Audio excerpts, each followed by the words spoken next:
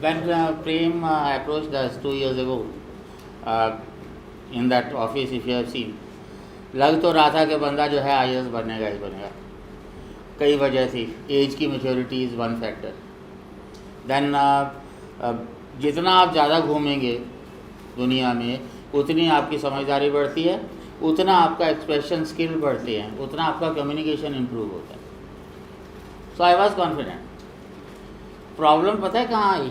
When he had to face interview and for the first time I look at his DAF. Last salary drawn annual 1.91 plus crore. मैं तो चाहूँगा एकदम literally.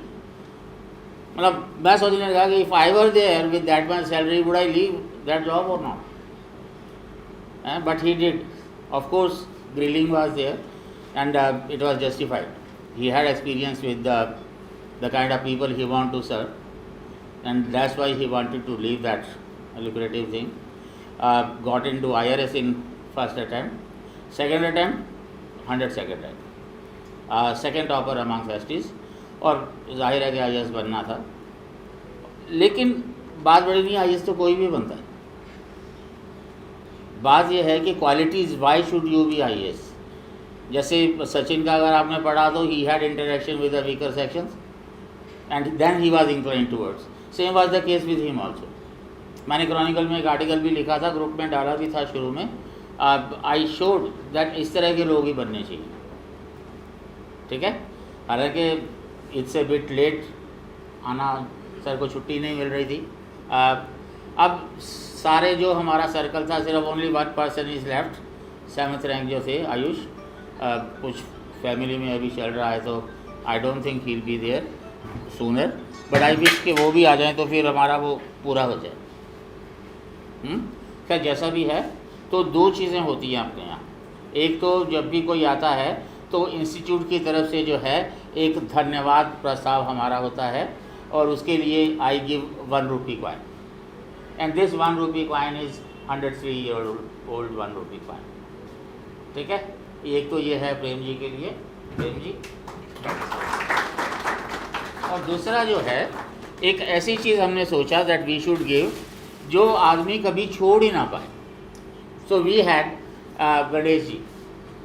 सभी के लिए जो है that will be another motivation to see Ganesh everything. और प्रवीण जी जो है, he will explain his experiences and all kind of questions relate to civil services. तो अभी आया, पता नहीं कब आएगा दोबारा, और लगता भी नहीं. पर इसलिए जितना फ़ायदा उठा सको, है ना. और बाद में फिर मेल ले लो, फ़ोन नंबर ले लो, जो मर्जी लो. ठीक है. अब आप लोग आपस में चलो. Okay, well, good morning everyone. Am I audible enough? Yeah, so maybe I can just take a minute to give a little bit of background about me and where all I worked and what motivated me and how the last 2 years went, etc., etc. And then I'll be very happy to take any questions you might have. My name is Prem Prakash Meena. I am from District Alwar in Rajasthan, fairly close to Delhi. Graduated long time back, and since then I was in oil and gas sector. I used to work for companies like Shell, British Petroleum, Schlumberger. Worked in 6 different countries, and then there was a time in life wherein you start to think, I'll call it mid-career crisis sort of thing, wherein you start to think, okay, so what's next? You know, you're making money, you're traveling a lot, but is that all you want to do for the rest of your life? I was privileged to have interaction with the tribal population, MP, Rajasthan border, Jhabua and all that, Dungarpur, etc. And that's where I found actually, you know, there's a large section of our society which is not as privileged as we are. So, you know, over the period of time, there was this realization that maybe, you know, making money is one thing, but, you know, once you meet your baseline, then life is actually meant for, or you're destined for maybe slightly different types of things. So I left my job in 2015. I used to work for British Petroleum then, back in Russia. Pretty good job, loved my job. And then came here in Karol Bagh. It's pretty much, you know, starting from scratch. Took a little room in Karol Bagh itself. I'm married. Kept my family in Dwarka. So very, very interesting phase of life wherein you were somewhere here and then you start right again and then build yourself up there. Got in touch with VETSER because the question always comes up, you know, what's the option you want to choose? And having lost touch with studies for almost like 9 years, you know, it doesn't matter what graduation I did. I was a mechanical engineer, did my MTech from IIT Bombay. So anthropology came across, and people suggested it's a good subject, it's a scoring subject, the syllabus is fairly well defined, but the challenge was there are not very many institutes and people who actually provide you guidance on anthropology. So then we came to Vatser, had a really lengthy conversation with him about what the subject is about. क्योंकि कुछ पता नहीं था, what is anthropology, कभी सुना भी नहीं था, I'll be very honest with you guys. So we then went through the syllabus of it. The second part looked very interesting because I had some experience interacting with the tribal population already. Part one, which is physical anthropology, socioculture, that looked relatively abstract in certain ways. Difficult to connect, I would say. Like in धीरे धीरे we got into the groove and got a pretty good actually group. Wrote last year, got IRS IT. I'm still undergoing actually training in Nagpur. Resigned last week. And this year I'm hoping to get into ES. So that's pretty much about me. If you guys have any questions, I'll be very happy to take them. So maybe briefly you can talk about your strategy, how you approach anthropology, just kind of summarize it and let me know. Sure.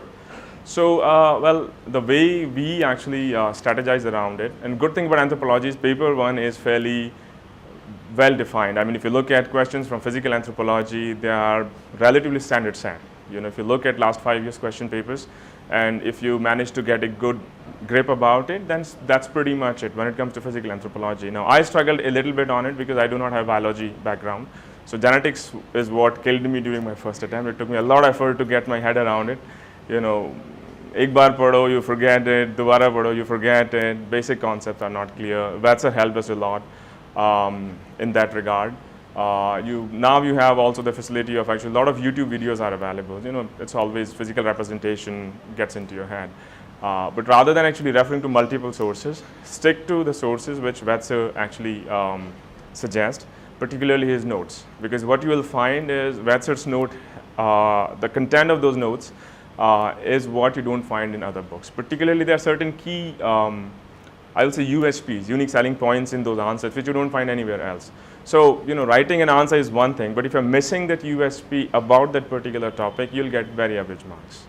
So, picking up on those USPs, key genetics mein question aaya, so what's really the controversy? Lamarckism, Mendelism mein agar comparison ka question aaya, so generic comparison everyone will do. Then what is that one thing which actually makes it stand out? Archaeology mein question aaya, Neolith ke baare mein question aaya. So, if you just write about Neolith, well, that's fine, everybody will write about it. But what is that controversy? Which you will only find from Vatser.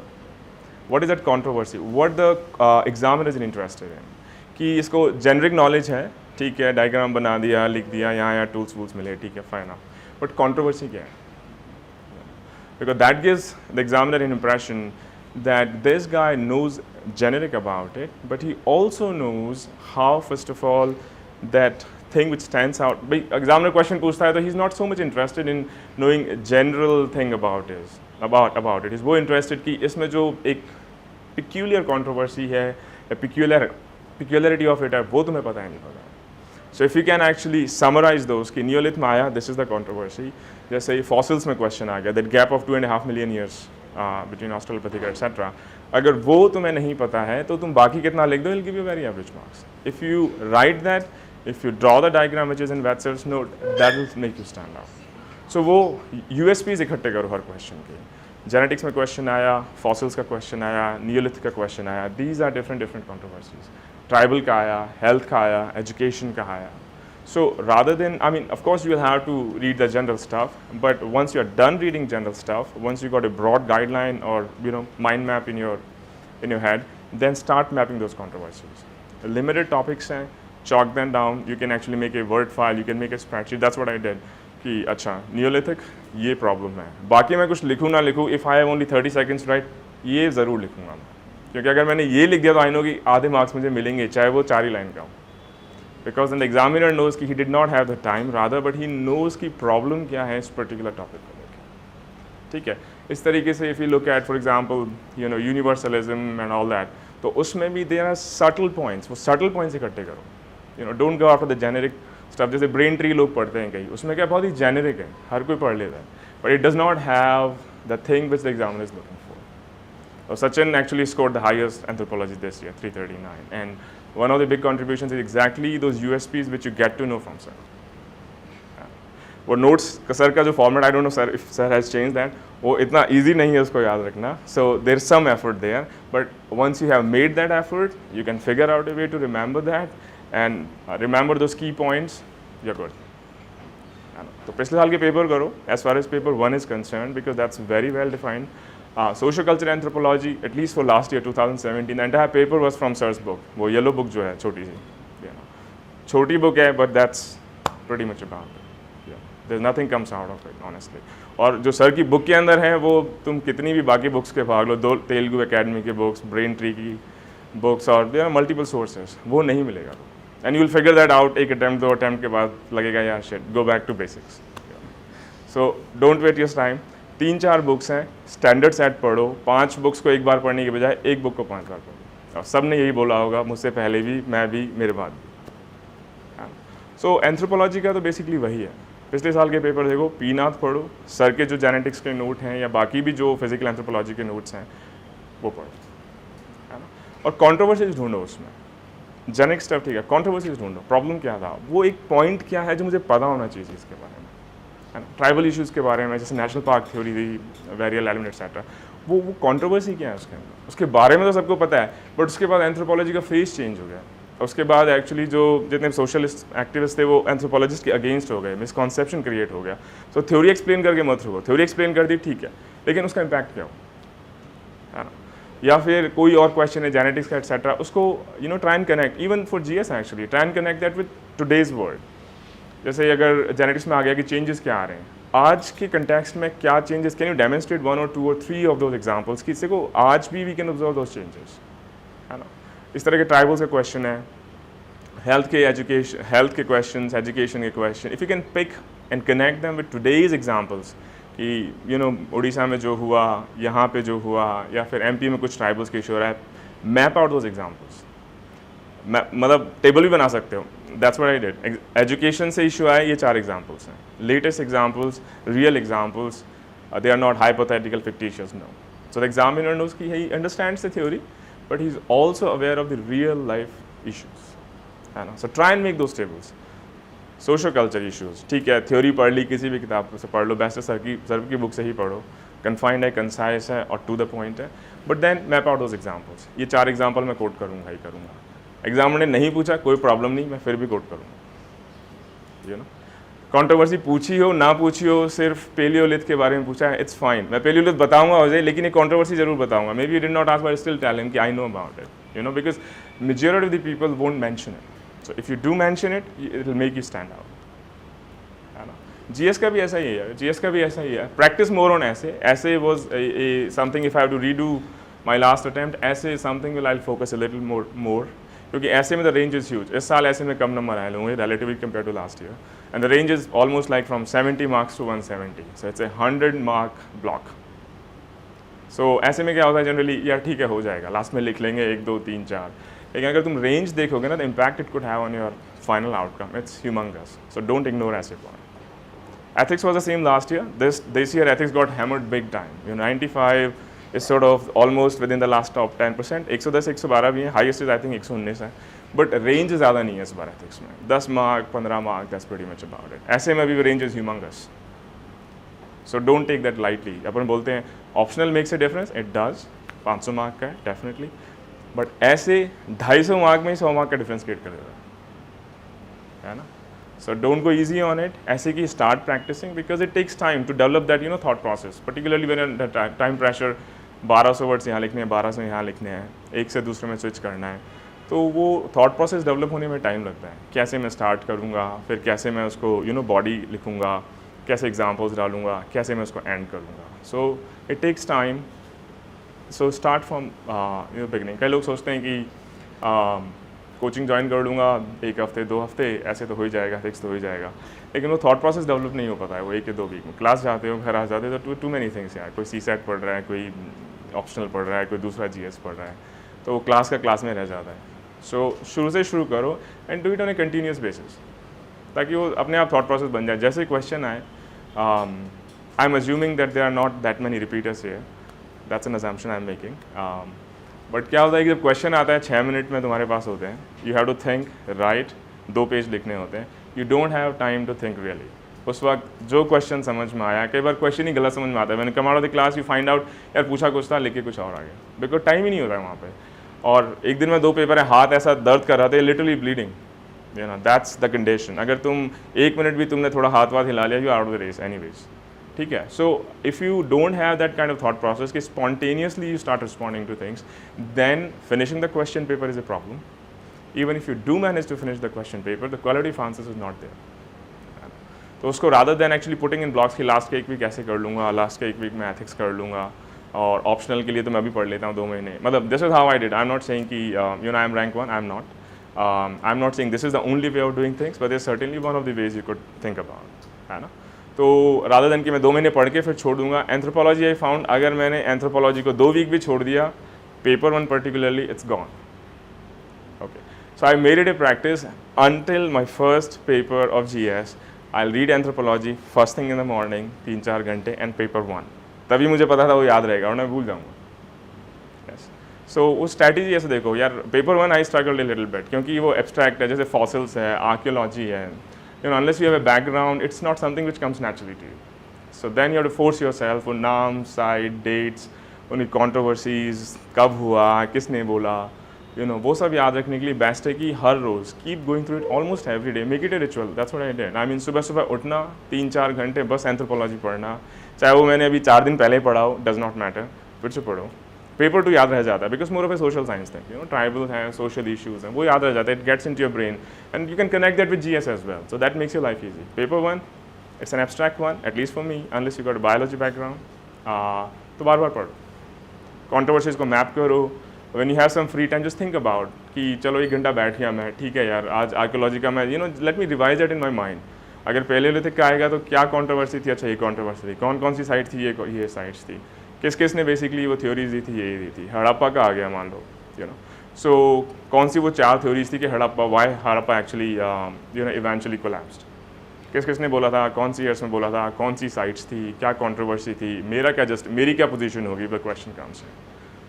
Fossil का आ गया, ऑस्ट्रेलोपैथिकस का आ गया, ड्रायोपैथिकस का आ गया, you know, क्या diagram था, तो बार बार मल्टीपल टाइम्स रिवाइज करोगे। The good thing about anthropology defined syllabus है पेपर 1 का। Paper 2 has started to change a little, पहले की तरह नहीं कि सिर्फ ट्राइबल्स के क्वेश्चन आ रहे हैं, स्ट्रेट फॉरवर्ड क्वेश्चन आ रहे हैं, स्टैटिक क्वेश्चन आ रहे हैं, नदी मसनन पढ़ लिया तो या फिर खाका पढ़ लिया तो अपना हो गया, it's not there anymore, at least for last 2 years. You know, it has become a little more dynamic, it has become a little more GS type. So if you know, start looking at those questions, read Nadeem Hasnain at least 3-4 times, and the reason I'm saying it कि question कैसा भी आए, eventually अगर basics तुम्हारे clear हैं, you can actually you know mold your answer according to the need of the question. कोई ज़रूरी नहीं कि the question is absolutely direct from the book, it may not be, but if the basics are clear कि historical background क्या था उसका and how things evolved over a period of time, and Khaka report will give you a good insight about how things are today or how things were until 2013-14. So if you can actually write that story, this is how it was, this is how it evolved, this is how it is today, and this is what I think should be done going forward, or this is the solution I am actually presenting. That's pretty much it. Paper 2 is more expressive. I know I don't have to say that, sir. You won't find anybody better than him when it comes to anthropology. You might have heard it from him, you might have heard from Sachin, you probably will hear from Ayush, other people. Paper 2 is more expressive. It's more of a passion driven. So if you can put your passion on paper, actually I feel for the tribal problems, and not that only I'm emotionally connected to it, I understand the problem and I have certain set of proposed solutions for it. That's pretty much about it. So paper 2, don't make it just mechanical. कि ये problem पूछी, problem लिख दी, बस ठीक है, हो गया, नहीं. Put your passion into it. Make the examiner feel that you really understand the issue. Paper 1, not so much. 4 चीज़ पूछी, 4 चीज़ लिखी, physical anthropology, done. There's no emotion really, there's no passion. When it comes to social issues, passion is important. And sir बार बार बोलेंगे, बोला भी होगा कि don't hesitate to criticize the government. But then once you're done criticizing, suggest solution. काफ़ी लोग they take a very cautious position कि यार सरकार को कैसे क्रिटिसाइज कर सकते हैं. या things have gone wrong, we all do make mistakes, and unless you accept that you have made mistakes, how will you fix it? So don't hesitate to criticise in a balanced way, but don't stop it just criticising. then say, okay, this is what we did or the government did, it did not work because of these reasons, I think this is what should be done. You know, and it on a positive note. It's true for GS as well. So there's no harm criticizing. Demonetization का आ गया, तो everyone is like, नहीं, it was a tremendous success. Well, even the economic survey says now it was not as successful as we thought. So as long as you give a balanced picture, this is what the intention was, this is where it succeeded, this is where it did not succeed as much, this is what we think should have been or could have been done better. So this is my little summary take on it. Anthro का तो है बार बार पढ़ो यार, this is my key advice, particularly paper 1. Paper 2, write more, see if you can put passion on it. तुम खुद answer लिखो, read it again next morning, sir को दिखाओ, and then you will figure out, you know, does it reflect enough connect to the subject or not? Is it sounding too mechanical? If it's sounding too mechanical, you'll get very average numbers. Does it have enough examples, real examples? You know, is it too theoretical? मैं सिर्फ ज्ञान बांट रहा हूँ, but it does not really tell हो क्या रहा है देश में, है ना? अगर ज़्यादा ज्ञान वाला लगे तो it's not going to work. Certainly not paper 2. Yeah. It has to sound very practical, very practical. Am I aware of those USPs? है ना? एजुकेशन में क्या कंट्रोवर्सी है, कौन सी नई पॉलिसी आ रही है, ठीक है? हेल्थ में क्या, लास्ट ईयर हेल्थ का क्वेश्चन आया था कि जो डिस्प्लेस्ड हो जाते हैं ट्राइबल्स, उनके लिए हेल्थ के क्या इश्यूज आते हैं. अब डायरेक्ट इसका तुम्हें आंसर नहीं मिलेगा, but if you are at Nadeem Hasnain, you are at खाका, connect the dots and then be a little creator, then you can pretty sure blurt out something. पहले तो उनको बताओ कि प्रॉब्लम क्या है, which you will understand from your reading and your passion. Put some figures in there. Okay. Figures, examples, GS के लिए भी उतनी इंपॉर्टेंट है, ऑप्शनल के लिए भी उतनी इंपॉर्टेंट है, ऐसे के लिए may be not so much. ऐसे में ज़्यादा फिगर्स डाल दिए, it will go against you, ठीक है? That's a mistake I made, so I am telling you this from my own experience. ऐसे में keep it social science type. I am an engineering background, so that's a problem. You know, facts and figures and, you know, working corporate life for 10 years, it comes naturally. It does not work in essay. Okay. It does work wonders in GS. It certainly does wonders in option. So if you have facts, figures, data, names, years, put them, insert them. ठीक है? और GS का भी वही है कि यार generally जो स्ट्रगल होता है ना, I am pretty sure you guys would have started your test series and all, Vision की या किसी और की भी. You know the biggest problem है स्टार्ट कैसे करूँ, how do I start, question क्या पूछ रहा है. कई बार क्या होता है, क्वेश्चन जैसे 2 लाइन का है, हम क्या उसमें एक कीवर्ड पकड़ लेते हैं जो हमें पता होता है, we get super excited about it कि यार I know this, and then you blurt everything out about that one keyword, not exactly the overall question.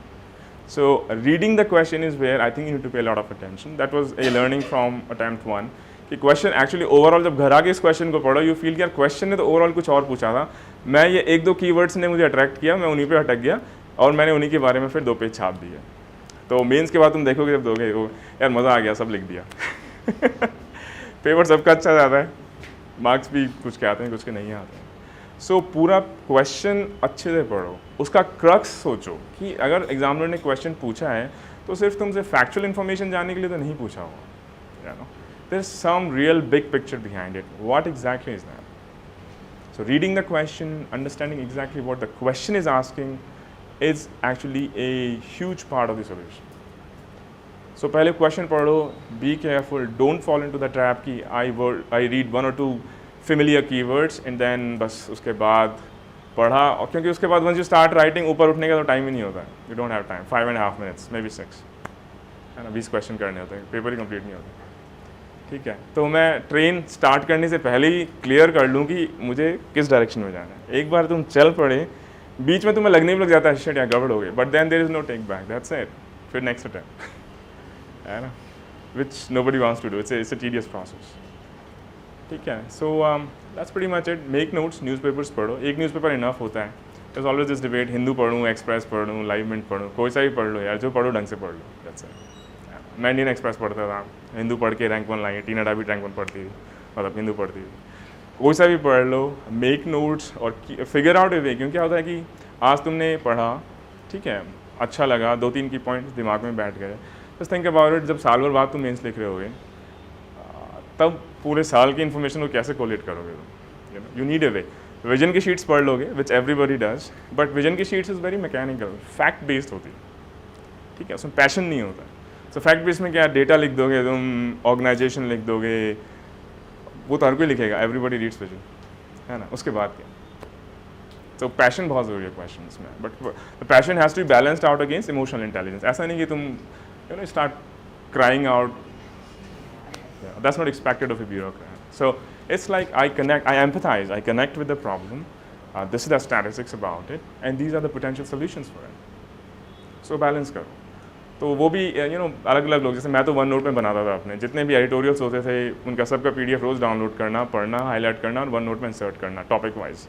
जैसे विमेन से कोई रिलेटेड आया तो सारे पिछले 2 साल के you will find my one notes, सारे के सारे आर्टिकल्स होंगे उसमें. All the everything about women, everything about education, international relations. International relations I wouldn't recommend so much because the vision की sheets आती है that's generally enough. But for other issues, agriculture related, एक दो चीज़ें पता होती हैं लेकिन उसके बाद क्या? So differentiators ढूंढो. मैं अलग कैसे बनाऊंगा यार? हर कोई सोचता है विजन की शीट पढ़ लूँगा, विजन 365 पढ़ लूँगा. 365 is nothing but a recycled vision sheet. It does not give you anything extra. और इस बार का तो प्री का पेपर भी मैंने ऐसे सुना है कि nothing came out of the sheets. I saw the paper a little bit. Pre was very tricky this year. So I think UPSC is making a deliberate attempt कि रट के ना पहुँचो.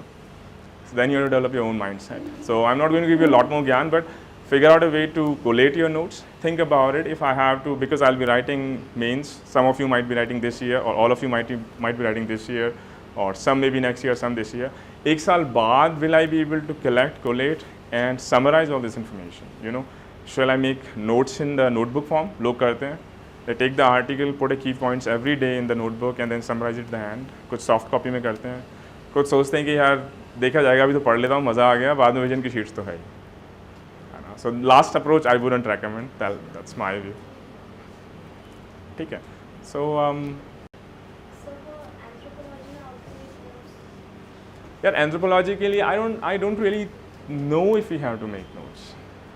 My view is I don't think you have to make notes. I don't think you have a lot of time to make notes because sir के जो notes हैं वो already बहुत ही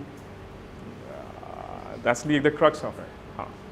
So उसका ये देखो जैसे notes वगैरह क्या होते हैं बहुत ज़्यादा दिया रहता है. Now let's say the questions are 10 mark, 15 mark or 20 marks. पहले की तरह था नहीं, you are getting a 60 mark, right? So all you have to write is about a page, really. Page you can, if you read it 3 or 4 times, you will remember that. ठीक है, so that's fine, the generic stuff. But अगर notes ही बनाने, if you really want to make notes of those USPs, of those controversies. कि genetics का आया, ये मुझे पता होना चाहिए. बाकी मैं कुछ भी रामायण लिख दूँ, honestly nobody cares. But this is what I should not miss. And read that time and again. ये नहीं भूल जाऊँ, बाकी मैं भूल जाऊँ, ये नहीं भूलना चाहिए. ठीक है. So I don't think you have to make notes. For example, social culture, that yellow book of sirs, that is it. उसमें और क्या notes बनाओ? Physical anthropology है P. Nath सर के notes के अलावा, I think we should take help of that book. It's a good book. उसके you can think about it. उसमें भी तुम highlight कर लोगे ना. Only 5 or 6 chapters are important from that book. You don't have to go through the whole shebang. ठीक है. तो pretty much it. Nadeem Hasnain है. It's a very concise book. उसमें बीच के 3-4 chapters नहीं पढ़ने हैं, शुरू के 1-2 नहीं पढ़ने हैं. चाहो तो शॉर्ट फॉर्म में A4 टाइप समरी बना सकते हो कि अच्छा ट्राइब्स कहाँ हैं, डिस्ट्रीब्यूशन क्या है, या लैंग्वेजेस का डिस्ट्रीब्यूशन क्या है, इस टाइप से बना सकते हो. मैप बना सकते हो 1-2 ताकि दिमाग में रह जाए कि भाई लैंग्वेज का आ गया या ट्राइबल डिस्ट्रीब्यूशन आ गया, या फिर मान लो कोई स्पेसिफिक इशू है जैसे एजुकेशन में कुछ एरिया ज़्यादा बैकवर्ड है कम्पेयर टू अदर्स, सो उसका एक माइंड मैप बना सकते हो. बट अगर if you are asking me personally कि shall we make notes of every topic in every chapter, I wouldn't think so. It consumes a lot of time. फिर 2 साल तो नोट्स ही बनाओगे, तीसरे और चौथे साल फिर सोचोगे okay I am ready now. I don't think you want to spend that much time. ठीक है. एंथ्रो का बहुत कंसाइज सिलेबस है, इसलिए ज़्यादा दिमाग नहीं लगाना. जितना नोट्स बनाने में विल स्पेंड टाइम, उस इतने में तो तुम्हारा 2 बार रिविजन और हो जाएगा. So I rather do the second thing rather than first thing. That's my view. Yeah. Sure.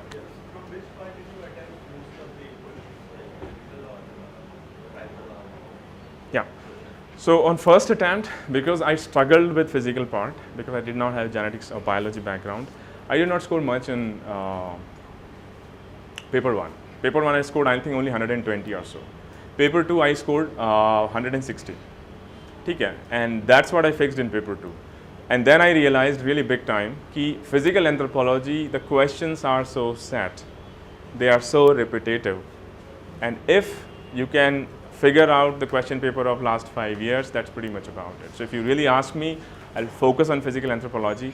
पढ़ने में से little bit abstract and dry, but it's very scoring and it's very well defined because questions don't come out of what has already come in last 5 years. So focus on physical. Socio-cultural is very similar, है ना. Archaeology I found tricky in the sense कि archaeology में question keep changing. Archaeology में एक या दो questions आते हैं generally, 3 हो सकता है 3 आ जाएं. The questions are like, इस साल भी जो questions आया था वो exactly I didn't find many people who knew exactly what the question is asking for. So at least what I did, I wrote that USP, I knew about that. एक word पढ़ा उससे USP, क्योंकि मुझे exact answer नहीं आता था. तो archaeology का I found the syllabus is quite vast in a way that the type of questions keeps changing. So I don't know if it's actually worth investing that proportionate amount of time or not. इतना return नहीं मिलता है. Physical anthropology, you invest, you get the returns back. तो ज़्यादा दिमाग वाली बात ही नहीं है. Exact questions, repetitive questions, ready-made solutions, either in search notes or pre-nath, and you're good to go. 160 number, physical anthropology 160, ballpark give or take. Now out of 250, you got 160 there. जिसमें तो maths की तरह, it's like maths, 0 और 1, सही है तो सही है, गलत है तो गलत है ना. So I definitely in paper 1 invest in it. Paper 1, that was your question, right? I'll invest more in physical first, and then if I have more time, and then I'll take social culture. Archaeology I'll keep at the very fag end of it.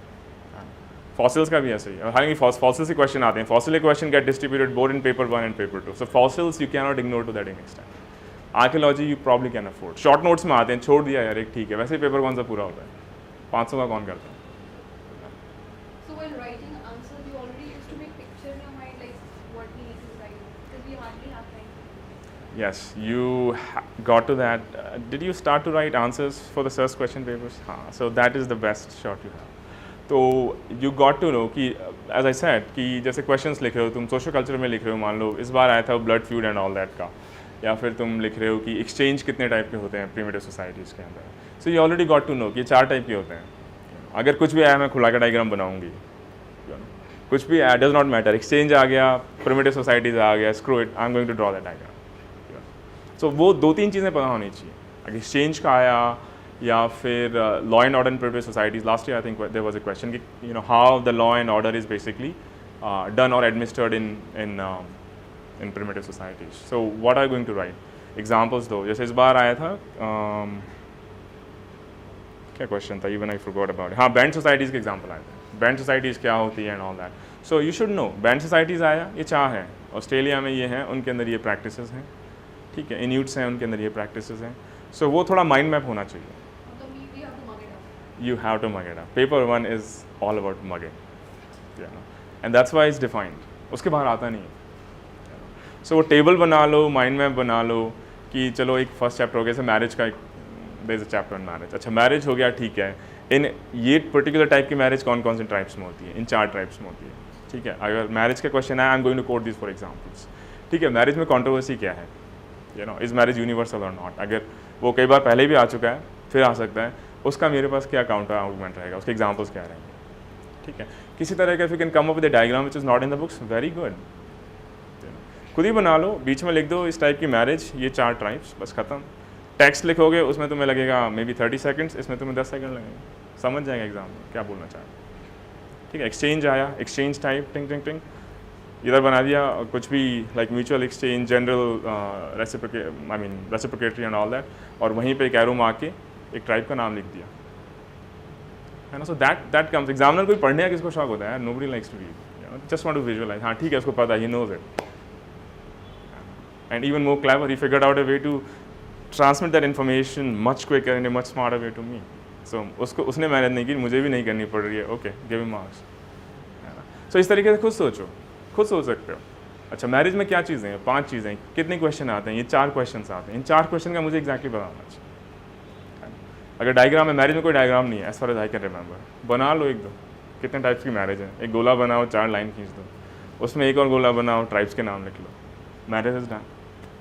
ठीक है, नीचे एक छोटा सा box बना दो, controversy क्या है, marriage controversy is it universal. Family का भी यही है ना. कैथरीन गॉफ एक डेफिनेशन वो पढ़ोगे, तुम लोगों ने पढ़ भी लिया हुआ कि मैरिज की क्या डेफिनेशन है. So those are very details, I don't want to get into it, वो तो तुम लोग पढ़ ही लोगे. तो इस तरीके से have a mind map. Marriage में क्या इशू है, अच्छा फैमिली में क्या इशू है, इतने टाइप की फैमिलीज़ हैं, बट जब मैरिज यूनिवर्सल है तो फैमिली यूनिवर्सल क्यों नहीं है? That really the controversy.